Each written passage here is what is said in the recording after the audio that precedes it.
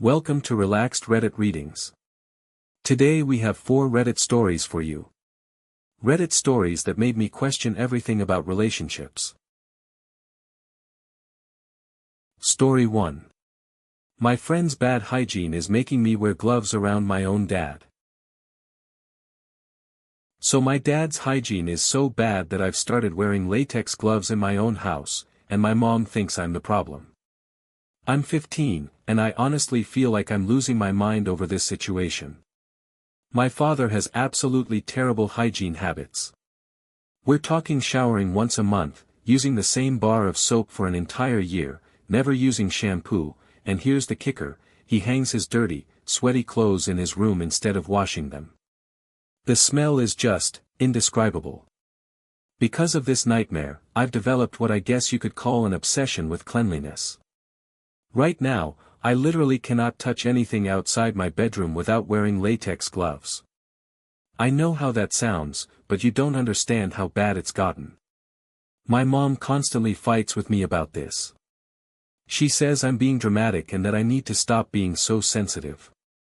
But here's what she doesn't get, I've tried talking to my dad about his hygiene multiple times, and nothing changes. He just shrugs it off like it's no big deal. The worst part is that this is affecting my entire life.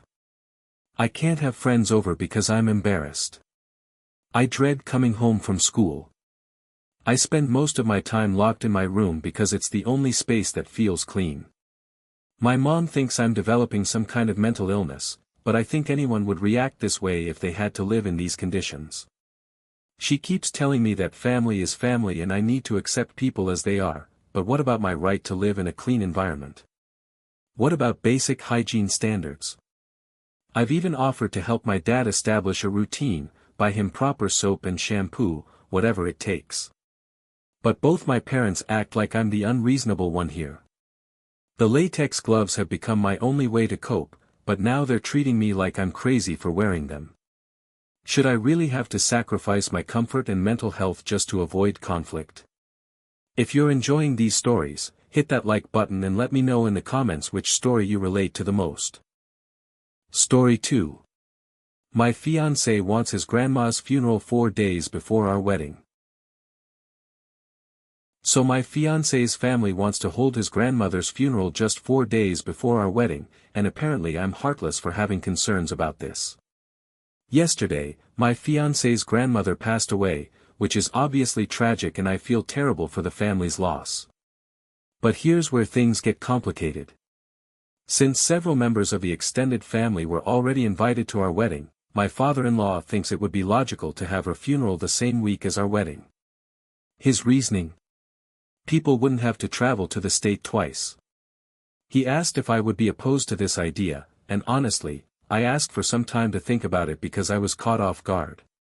Our wedding isn't for 6 months, and I just feel like that's a really long time to wait to mourn their loved one. That part doesn't sit right with me either. But here's my main concern, having a funeral 4 days before what's supposed to be the happiest day of our lives feels really heavy.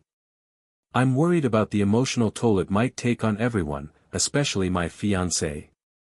How do you go from grieving at a funeral to celebrating at a wedding in just 4 days? I'm also concerned about the practical aspects. What if the funeral planning interferes with last-minute wedding preparations? What if family members are too emotionally drained to enjoy the celebration?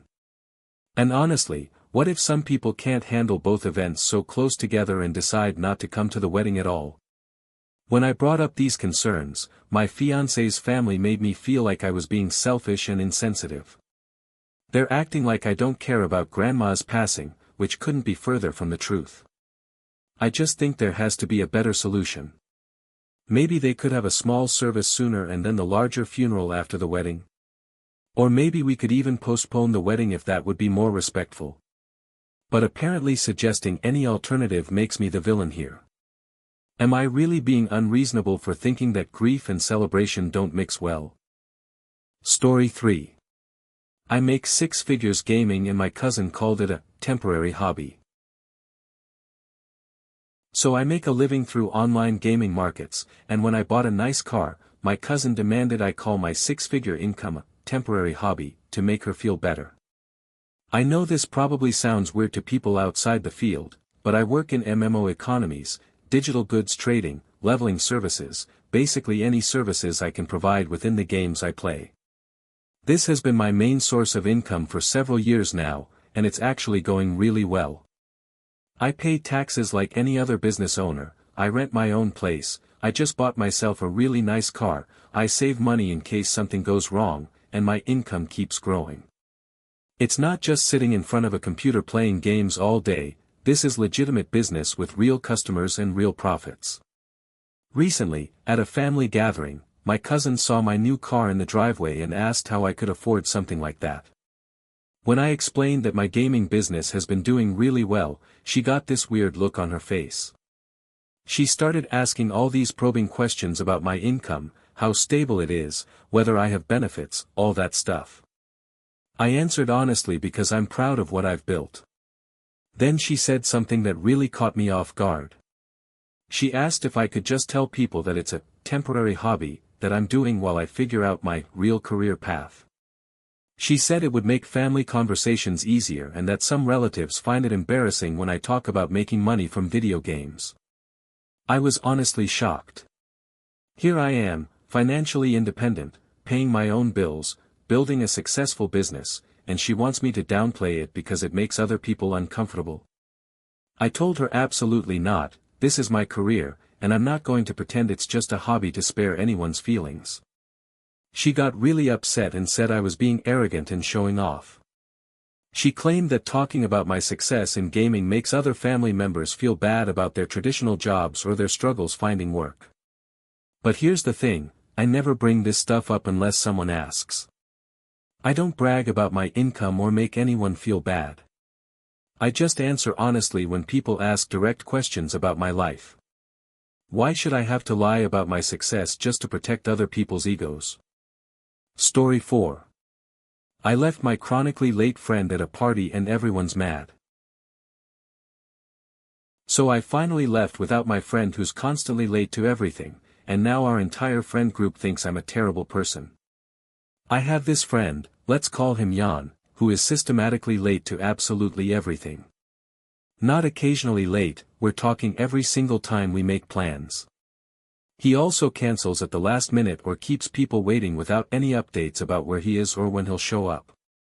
I've explained to him multiple times that I find this really disrespectful, but nothing has changed.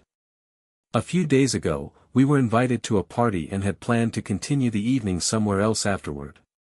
Jan was supposed to come with us in my car since he doesn't drive. We agreed to meet at 7:30 so we could arrive at the party together around 8. 7:30 came and went. 8 o'clock, still no Jan. I texted him asking where he was, and he said he was almost ready. At 8:15, I texted again, and he said he was leaving soon. By 8:30, I'd had enough. I told him via text that I was heading to the party without him and that he could meet us there if he wanted. Then I left.